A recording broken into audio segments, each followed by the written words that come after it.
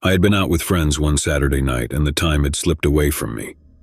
By the time I realized I needed to head home, it was already past midnight, and the city was shrouded in a scary stillness. I knew taking an Uber was the safest option at this hour, so I requested a ride and watched as the app matched me with a driver named Mark. Mark's car arrived within minutes and I hurriedly climbed into the back seat, eager to get home. He greeted me with a friendly smile and asked for my destination. I mumbled my address and he pulled away from the curb. The ride started like any other. We exchanged pleasantries, talking about the weather, our weekends, and other small talk. Mark seemed polite and unassuming, a middle-aged man with a calm demeanor. I relaxed into the ride, letting the soft hum of the engine lull me into a sense of security. As we drove through the streets, my thoughts wandered. I couldn't help but feel a tinge of unease. The city looked different at night, its familiar landmarks casting long, dark shadows. I reminded myself that I was in an Uber, one of the safest ways to get around, or so I had always believed. My unease deepened when I noticed that Mark was taking a different route than usual. It was a longer, more desolate path that led through an industrial area. I questioned him, my voice trembling slightly. "Why are we going this way? Isn't there a quicker route?" Mark turned to me and his eyes seemed to glitter with an unsettling intensity in the car. "Oh, this is a shortcut, trust me. It'll save us some time." I wanted to believe him, but my instincts were screaming that something was wrong. I glanced at my phone, the GPS screen confirming that we were veering off the regular route. Panic began to churn in my stomach. I was about to protest again when Mark suddenly slowed down and pulled over to the side of the road. My heart pounded in my chest as I realized we were in a desolate industrial area with no signs of life around. The silence was oppressive, and the only light came from the street lamp above us. Mark turned off the engine and smiled, but it was a smile that freaked me out. "I think we should take a little detour." Panic washed over me and I fumbled for my phone, ready to call for help or dial 911. But Mark leaned closer, his breath hot on my neck, and his hand snaked out to grab my phone. "Where do you think you're going?" he hissed, his voice laced with malice. "You're not calling anyone." The realization hit me like a freight train. This wasn't a mere detour, it was a nightmare unfolding before my eyes. I was alone in a car with a sinister man, miles away from help, and I had no way to defend myself. I knew I had to act quickly. With adrenaline surging through my veins, I opened the car door and bolted out onto the dark street. My heart was pounding, and I could hear Mark's enraged shouts as he chased after me. The industrial area was a maze of shadows and silence, and I had no idea where I was or where I could find help. My legs carried me through the deserted streets, and I finally stumbled upon a small convenience store with its lights still on. I burst inside, gasping for breath, my eyes wild with fear. The store clerk, an elderly man, looked at me with concern and asked what had happened. I quickly explained the terrifying encounter with the Uber driver, and the clerk called the police. Within minutes, they arrived, and I provided them with a description of the man who had been driving the car. They assured me they would do everything in their power to find him. I was taken to the police station to give a formal statement, my hands trembling as I recounted the horror of the past hour. I learned that the car I had been in was reported stolen, and Mark was nowhere to be found. It was clear he had intended to harm me, and I had narrowly escaped a horrific fate. In the days that followed, the police conducted an extensive search for Mark, but he seemed to have vanished without a trace. I couldn't shake the feeling that he might still be out there, lurking in the shadows, waiting for another unsuspecting victim. Second story. My best friend Emily and I had decided to spend a girls' night out in the city. We painted the town red, dancing the night away at a local club. By the time the night was over, the city was shrouded in darkness. We knew it was time to call an Uber to get back home. The app quickly matched us with a driver, a man named Victor. We watched the little car icon on the screen approach our location, and when it finally pulled up in front of the club, we eagerly climbed into the back seat. Victor greeted us with a polite smile and asked for our destination. The ride began as expected. Victor was a middle-aged man with a kind, gentle demeanor. We engaged in friendly small talk, discussing our night out, the music, and our plans for the weekend. The warm, welcoming atmosphere in the car put us at ease, and we relaxed into our seats. The city had a different charm in the quiet hours of the night, and I couldn't help but gaze out of the window, taking in the serene beauty of the darkened streets. Emily and I continued to chat, laughing and sharing stories. As we ventured deeper into the city, I noticed that Victor was taking an unfamiliar route. I assumed it was a shortcut or an alternate way to avoid traffic. I glanced at my phone's GPS, but it was difficult to discern our location. The city looked different at night and I didn't recognize the streets. I asked Victor about the route, my voice tinged with curiosity. "Is this a new way to get to our destination?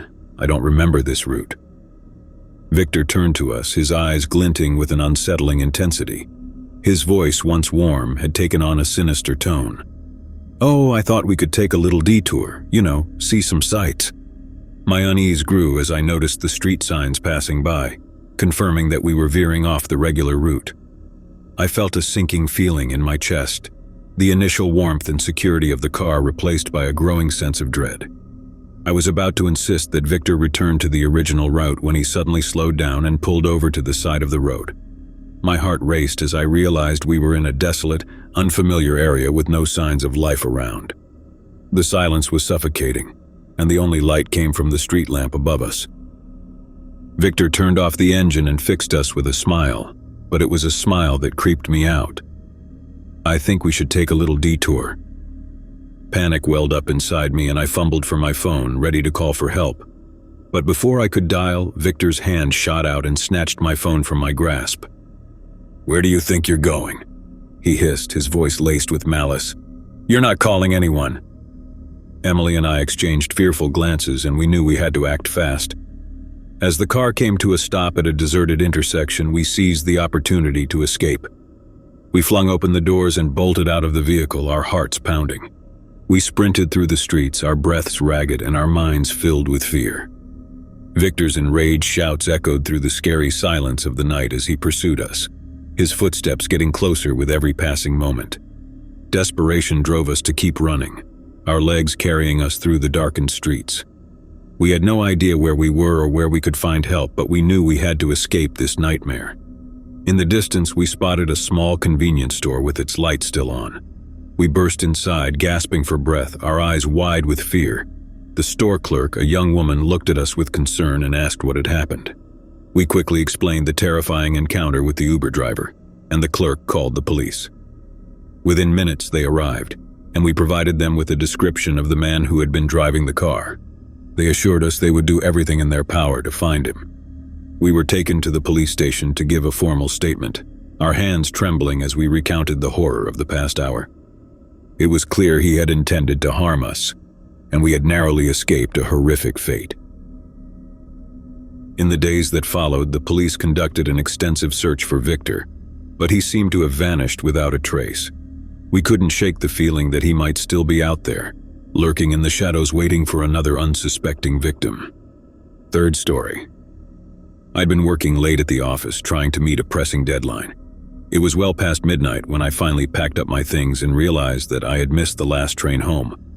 With no other option, I decided to call an Uber to take me back. Within minutes, the app found a driver named Jeremy, and I received a notification that he would be arriving shortly. I stepped out of the office building and into the chilly night, hoping to get home as soon as possible. Jeremy's car pulled up in front of the building and I climbed into the back seat. He greeted me with a polite smile and I gave him my address. The car pulled away from the curb and I settled into my seat, eager to get some rest after a long day at work. The ride started like any other. We exchanged pleasantries, with Jeremy making small talk about the weather in the city. He seemed like an average guy, probably in his late 20s, with an unassuming appearance. My initial unease at taking an Uber so late at night began to subside, and I allowed myself to relax. As we drove through the quiet, dark streets, my exhaustion began to catch up with me. The soft hum of the engine and the rhythmic sound of the tires against the pavement had a soothing effect, and I found myself drifting in and out of sleep. I was suddenly jolted awake when I noticed that Jeremy had taken a different route. My heart skipped a beat as I glanced at the GPS on my phone. The screen confirmed that we were veering off the regular route, and I questioned him, my voice filled with concern. "Why are we going this way? I've taken this route dozens of times and it's never been this long." Jeremy didn't respond right away, and I watched as he made another unexpected turn. I felt a chill run down my neck as I realized that we were heading deeper into a desolate industrial area that I had never seen before. The unease in the car grew palpable, and I asked again, my voice trembling, "Jeremy, why are we going this way? This isn't the right route." Jeremy turned to me, his eyes glinting with an unsettling intensity. His voice, once cheerful, had taken on a sinister tone. "Oh, I thought we could take a little detour, see some sights." Panic began to gnaw at me, and I tried to remain calm. "No, I just want to get home. Please take me back to the regular route." Jeremy's smile was forced and disconcerting. "Don't worry, we'll get there eventually." The car continued to move through the desolate industrial area, and I knew that I was in a dangerous situation. Fear coursed through my veins as I realized that Jeremy's intentions were far from benign. I was alone in a car, miles away from help, with no means to protect myself. Desperation drove me to take action. I reached for my phone to call for help, but before I could dial, Jeremy's hand shot out and snatched the phone from my grasp. "Where do you think you're going?" he hissed, his voice oozing malice. "You're not calling anyone." My heart was pounding, and I knew I had to do something. I needed to escape this nightmare. As the car came to a stop at a desolate intersection, I seized the opportunity. I flung open the door and bolted out of the vehicle, my heart racing with adrenaline. I sprinted through the industrial area, my breath ragged and my mind filled with fear.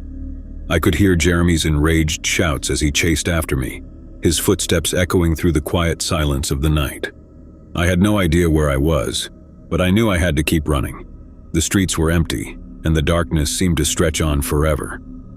I desperately searched for a place to hide, or someone who could help me. In the distance, I spotted a small convenience store with its lights still on. I ran inside, gasping for breath, my eyes wild with fear. The store clerk, a young woman, looked at me with concern and asked what had happened. I quickly explained the terrifying encounter with the Uber driver, and the clerk called the police. Within minutes, they arrived, and I provided them with a description of the man who had been driving the car. They assured me they would do everything in their power to find him. I was taken to the police station to give a formal statement, my hands trembling as I recounted the horror of the past hour. I learned that Jeremy's car was reported stolen, and he was nowhere to be found. It was clear he had intended to harm me, and I had narrowly escaped a horrific fate. In the days that followed, the police conducted an extensive search for Jeremy, but he seemed to have vanished without a trace. I couldn't shake the feeling that he might still be out there, lurking in the shadows, waiting for another unsuspecting victim.